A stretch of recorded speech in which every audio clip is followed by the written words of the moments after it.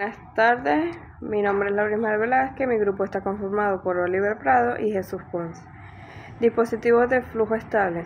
Los dispositivos de flujo estable son sistemas diseñados para mantener el flujo constante de un fluido, líquido o gas, a través de ellos independientemente de las variaciones en la presión o en otras condiciones externas. Estos dispositivos son fundamentales en diversas aplicaciones de la industria y de la ingeniería, donde se requiere un control preciso del flujo.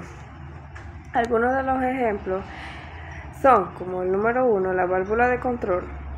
Estas válvulas regulan el flujo de un fluido mediante la apertura o cierre parcial, permitiendo un flujo constante a pesar de las variaciones en la presión del sistema.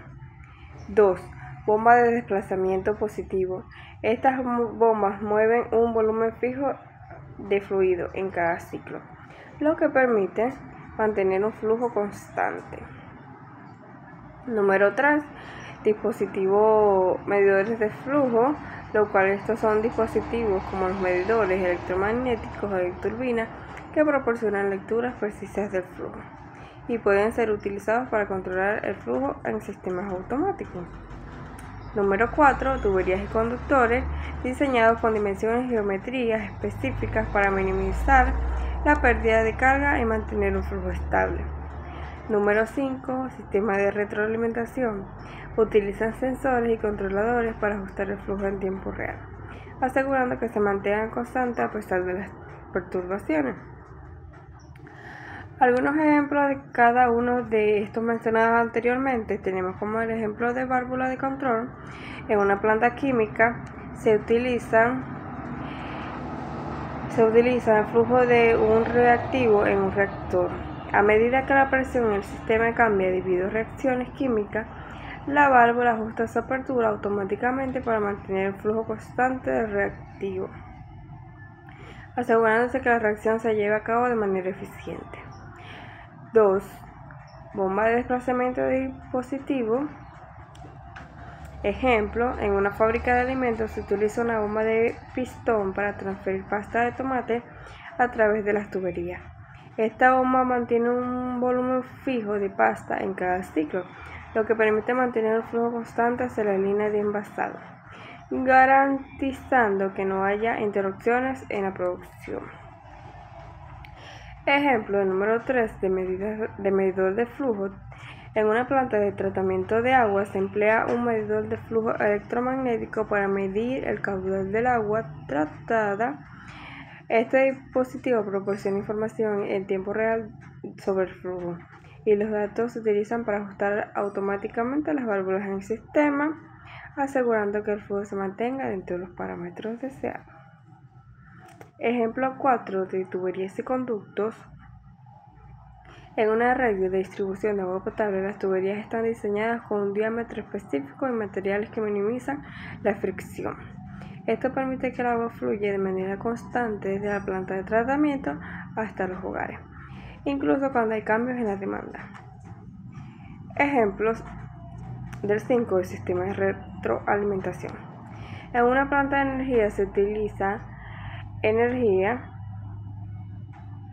utiliza un sistema de control automático que incluye sensores de flujo y controladores de proporción integral derivativo. Si el flujo del vapor hacia una turbina disminuye debido a un cambio en la presión, el sistema ajusta las válvulas de entrada para aumentar el flujo y mantenerlo constante, optimizando así la generación de energía. Buenas, aquí me presento, soy Oliver Prado y voy a hablar sobre los difusores. Un difusor es un dispositivo que disminuye el fluido y aumenta su presión. Se trata de un conducto con una sección transversal que se ancha gradualmente. Funcionamiento: reduce la velocidad. La geometría del difusor, generalmente con una sección transversal creciente, obliga al fluido a disminuir su velocidad. Aumenta la presión. Según el principio de Bernoulli, medida de que la velocidad disminuye, la presión del fluido aumenta. Aplicaciones: los difusores son comunes en turbinas de gas, motores a reacción y sistemas de ventilación. Los difusores son dispositivos diseñados para reducir la velocidad de un fluido y aumentar su presión. Se rigen principalmente por la primera ley de la termodinámica, que esta se basa en la conservación de energía. Bueno, aquí les vengo a presentar un ejercicio muy simple sobre los difusores. El ejercicio dice, tenemos un difusor adiabático que recibe aire a 20 grados Celsius con una presión de 100 kilopascales, con una velocidad de 250 metros sobre segundo de entrada. A la salida, la velocidad procede a reducirse a 50 metros sobre segundo. Calcule la temperatura de salida del difusor. En los datos tenemos que la temperatura de entrada son 20 grados Celsius, la presión son 100 kilopascales y la velocidad de entrada V1 son 250 metros sobre segundo. Y la velocidad de salida son 50 metros sobre segundo. Tenemos que calcular la temperatura número 2, que es la temperatura de salida, que no la tenemos. Entonces, solución.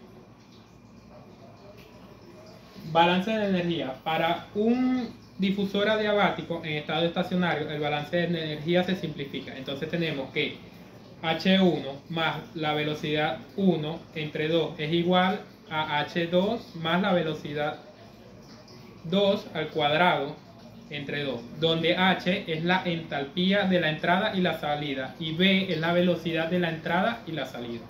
Entonces tenemos que la entalpía y temperatura para el aire, podemos utilizar la relación entalpía es igual a Cp por la temperatura, donde Cp es el calor específico a presión constante del aire, aproximadamente unos 1500 joules por kilogramo por Kelvin. Entonces tenemos que la temperatura es de Kelvin. La ecuación pasaría a ser Cp por la temperatura de entrada más la velocidad de entrada al cuadrado entre 2 es igual a Cp por la temperatura de salida más la velocidad de entrada al cuadrado entre 2. Entonces, al momento de calcular los valores, tenemos que sustituir los datos, los 1000 joules por los 293.15 de la temperatura, más los 250 metros sobre segundo. Y de este segundo lado tenemos sobre la temperatura número 2 y la velocidad número 2. Al momento de resolver al momento de sustituir, pues tenemos que los metros sobre segundo pasan a ser 1.250, los 50 metros sobre segundo, los 250 metros sobre segundo pasa a ser 31.25. Y esto es solo simple sustitución. Al final lo que hacen es despejar la temperatura de salida para obtener los datos. Entonces sería temperatura de salida se despeja, entonces como está multiplicando pasa dividiendo. Entonces los 3.24, 615 es dividido por 1.005, entonces daría una temperatura de 322.99 Kelvin y en grados Celsius de 49.84 grados Celsius, que esta vendría siendo la temperatura de... Buenos días, profesor y compañeros. Mi nombre es Jesús Ponce y les vengo a hablar sobre lo que es las tableras de flujo estable o las tablas. Las tablas de flujo estable son aquellas que representan un comportamiento de un flujo en un sistema en el cual las condiciones de flujo permanecen constantes a lo largo del tiempo.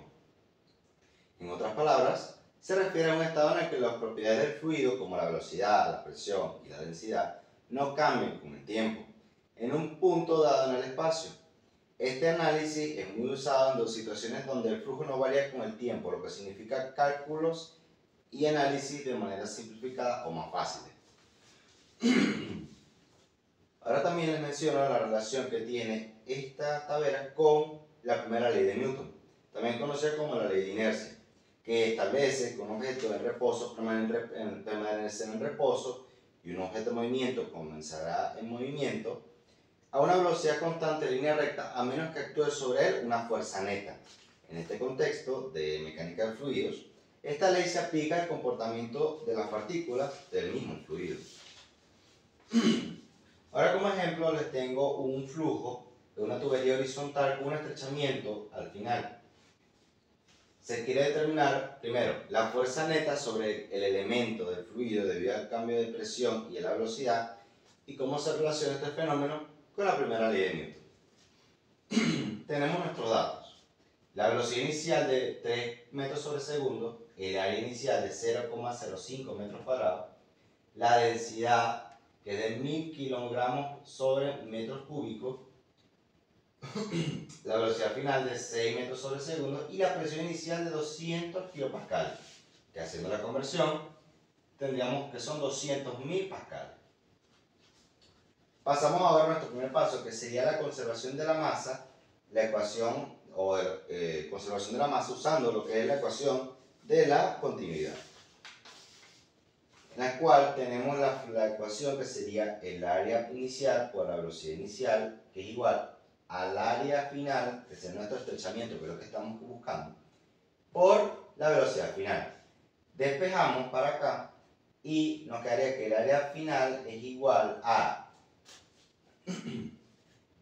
área inicial por la velocidad inicial sobre la velocidad final. Eso nos da un valor de 0,025 metros cuadrados. Aplicamos ahora lo que es la ecuación de Bernoulli entre el tramo ancho y el tramo estrechado. Tenemos entonces que la presión inicial más 1/2 por la densidad por la velocidad inicial al cuadrado es igual a la presión final más 1/2 por la presión por la densidad por la velocidad final elevada al cuadrado. Despejando aquí tenemos que la presión final va a ser igual a nuestra presión inicial más 1/2 por la densidad que multiplica mi velocidad inicial al cuadrado menos mi velocidad final al cuadrado. Sustituyendo los valores tenemos que sería nuestra presión final por 200.000 más 1/2 por 1000 por 3 al cuadrado y 6 al cuadrado, que sería nuestra densidad y nuestras presiones iniciales. Sustituyendo y haciendo las multiplicaciones correspondientes, nos termina dando que nuestra presión final es 186.500 pascales. Sustituyendo ahora que, siendo esta nuestra presión final, nos pide ahora calcular la fuerza neta sobre el fluido. Esta fuerza neta se calcula como la diferencia de presión multiplicada por el área inicial. O sea, la fuerza neta es igual a mi presión inicial menos mi presión final por el área inicial, que sería 0,05 metros cuadrados. Teniendo aquí que mi fuerza neta es 13.500 por 0,05 metros cuadrados, que es igual a 675 newtons. Esto da como resultado que, según la primera ley de Newton, un cuerpo en reposo de movimiento rectilíneo uniforme permanecerá en ese estado si no actúan fuerzas externas sobre él. En este caso, siendo la fuerza de 675 newtons necesaria para acelerar el fluido o pararlo, al pasar a 3 metros sobre segundo, de 3 metros sobre segundo a 6 metros sobre segundo, mostrando que en efecto hay un cambio en la velocidad, que requiere una fuerza neta según la ley de inercia. Muchísimas gracias.